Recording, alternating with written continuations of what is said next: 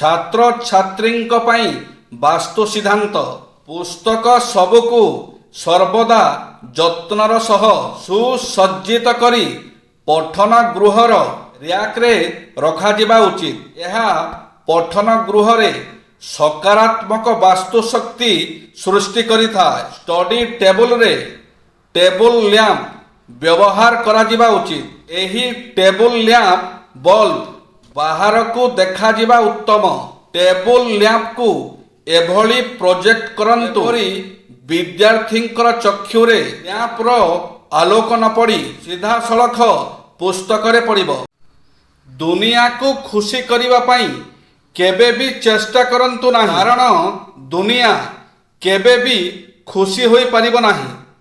କାରଣ ଏ ଦୁନିଆରେ ସମସ୍ୟା ସମାଧାନ କରିବା ପାଇଁ ପ୍ରଭୁ ରାମଚନ୍ଦ୍ରଙ୍କୁ ନିନ୍ଦା ଅପବାଦ ଶୁଣିବାକୁ ପଡ଼ିଥିଲା। ସୀତା ମାଙ୍କୁ ଶୁଣିବାକୁ ପଡ଼ିଥିଲା। ଭଗବାନ ଶ୍ରୀକୃଷ୍ଣଙ୍କୁ ଶିଶୁପାଳ ମଧ୍ୟ ଗାଳି କରିଥିଲେ। ଆଉ କଳି ଯୁଗରେ ଲୋକଙ୍କ ସମସ୍ୟାର ସମାଧାନ କରିବା ପାଇଁ ଜୀବନ ବି କେତେବେଳେ ଚାଲି ଯାଇପାରେ।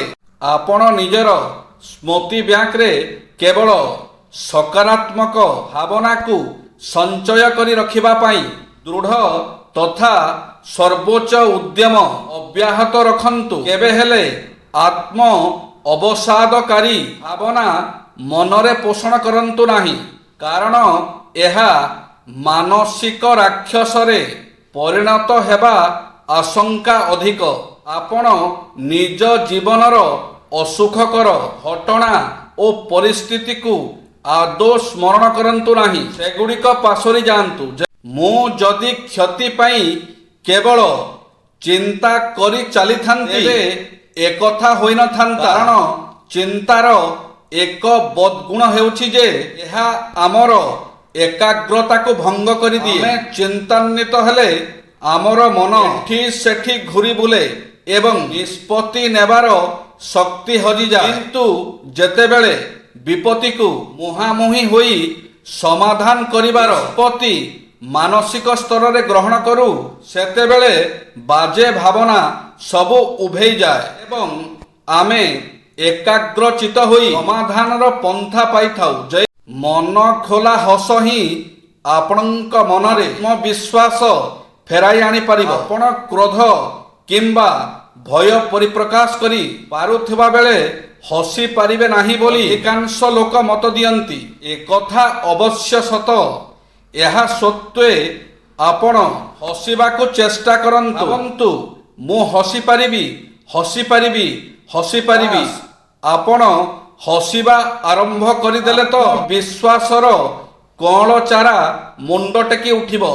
ଏଭଳି ଦୁନିଆରେ କେହି ନାହାନ୍ତି ଯେ ଏହି ଉକ୍ତିଟି ଶୁଣି ନାହିଁ। ସଫଳତାର ମୂଲ୍ୟ ଏତେ ନୁହେଁ ଯାହାର ଶୀର୍ଷ ବା ଚୂଡ଼ାକୁ ସ୍ପର୍ଶ କରିବା ପାଇଁ ଆପଣଙ୍କୁ ନିଜ ଆତ୍ମା, ପାରିବାରିକ ଜୀବନ, ନିଜର ପ୍ରତ୍ୟେକ ପଦକ୍ଷେପ ଓ ନିରନ୍ତର ପ୍ରାପ୍ତି ହିଁ ଆପଣଙ୍କୁ ଲାଭବାନ କରାଇଥାଏ। ନକାରାତ୍ମକ ଭାବନା ଗୁଡ଼ିକ ମନ ଭିତରେ ହତାଶ, ଦୁଶ୍ଚିନ୍ତା ଓ ନ୍ୟୁନ ମନୋଭାବ ସୃଷ୍ଟି କରିଥାଏ।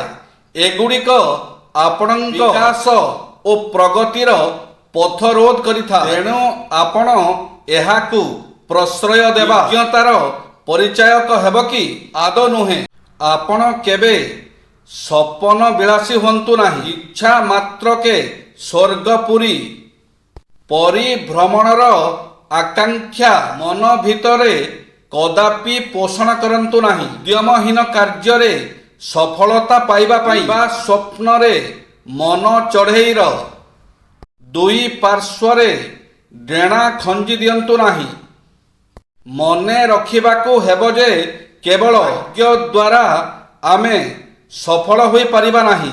ଯାହା ସଫଳତା ସୃଷ୍ଟି କରେ ଓ ସଫଳତା ପାଇବା ପାଇଁ ଓ ସଫଳତା ପ୍ରାପ୍ତି ପାଇଁ ଯେଉଁ ସବୁ ନିୟମ ଅନୁସରଣ କରିବାକୁ ହୁଏ, ତାକୁ ବାସ୍ତବରେ ଦକ୍ଷତାର ସହ ପ୍ରୟୋଗ କଲେ ହିଁ ସଫଳତା ମିଳିଥାଏ। ଜୀବନରେ କେବେ ପଦୋନ୍ନତି ଘଟିଲେ କିମ୍ବା କିଛି ବିଜୟ ହାସଲ କଲେ କିମ୍ବା କିଛି ସୁପରିବର୍ତ୍ତନ ଘଟିଲେ ସୌଭାଗ୍ୟ ନାମରେ କେବେ ବି ନାମିତ କରନ୍ତୁ ନାହିଁ। ଜଣକୁ ବିଜୟୀ ହେବାରେ ଯେଉଁ ସବୁ ଗୁଣ ଆବଶ୍ୟକ ତାହାକୁ ବିକଶିତ କରିବାରେ ମନକୁ କେନ୍ଦ୍ରୀଭୂତ ରଖିଲେ ଜୀବନରେ ନାନା ସୁପରିବର୍ତ୍ତନ ସଂଗଠିତ ହେବ। ଏଥିରେ କୌଣସି ସନ୍ଦେହର ଅବକାଶ ନାହିଁ। ଜୟ ଶ୍ରୀ ଜଗନ୍ନାଥ।